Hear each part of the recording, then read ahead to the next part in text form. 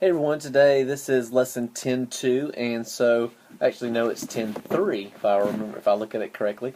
And so 10.3 today we are looking at fractions, but we're specifically looking at what's called benchmark fractions. And benchmark fractions are almost like, or they're helpful for helping you. Let me tell you what's happening. Look right here. Look right here. Look who joined us. Say hey, Biscuit. Say hey. She's a little jealous that I'm talking to y'all and not talking to her. So I'm going to try to teach this lesson with her sitting in my lap. So benchmark fractions are kind of like tools that you can use to help estimate what you're doing. Let's say I had some change, some coins in my pocket, and if I were to count them exactly, they would be 9 cents. And so an estimate would be about 10 cents. 10 cents would be like a benchmark. And so a benchmark fraction that we've talked about is 1/2. And so a half is a benchmark fraction. We've also talked about 1/4 being a benchmark fraction, as well as 1/3 being a benchmark fraction.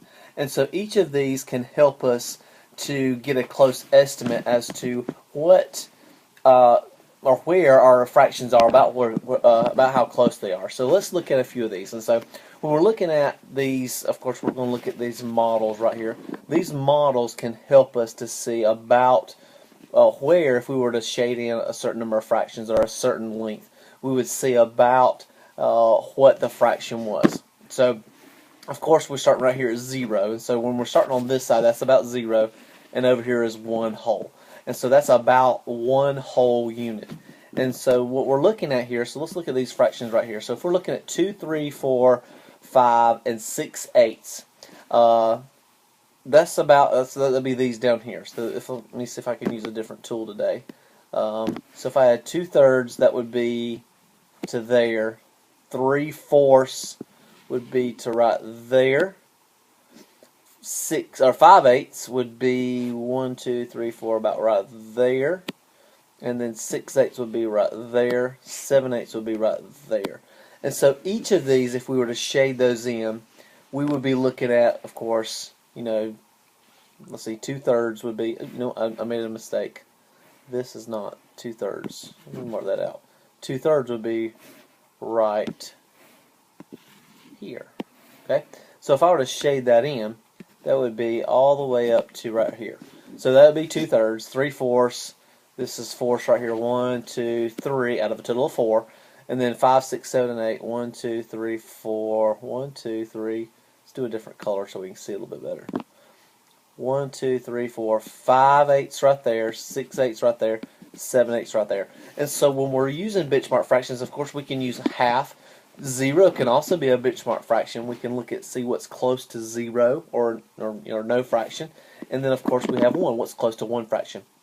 And so these fractions, of course, when we're looking at these, all of these are on, as you notice, all these arrows kind of pointed over to there. And I made another mistake. No, I didn't. So all these are actually, end on the right side of a half. You see where my arrows tips go to? Except this one right here should go all the way to right there. And so all those are on the right side of a half, and so all those are closer to 1 whole unit rather than being close to 0. So let me clear my board again so you can see it a little bit better.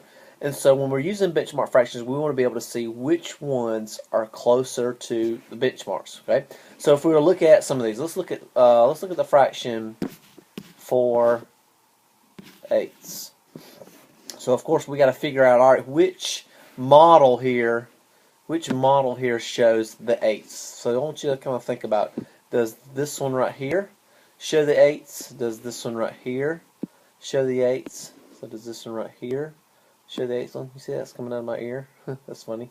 And then this one right there, does this one show the eighths? So hopefully you picked that this one right here shows the eighths. So this would be 1, 2, 3, 4, 5, 6, 7, 8. So there's 8 parts. So each of those would be eighths. And so if I wanted you to find 4/8, so hopefully you selected, let me see if I can get a different color. Hopefully you selected right here that it's close to a half. It's actually equal to 1/2. And so each of these, or this 4/8, would be close to 1/2. It's actually equal to a half. And so 1/2 was used as a benchmark. So let's look at another one. Let's say I were to have, of course we already saw this one, 3/4. 3/4, we're looking at, of course, the denominator right there. And so 4 parts, so this would be this fraction model right here. And so if I were to shade all those in, that would be 1, 2, 3/4. 3/4 would be in between a half and it would in between a whole. So it would not be close to 0. And so hopefully you gained a little bit of understanding about benchmark fractions and how benchmark fractions can help you to estimate fractions.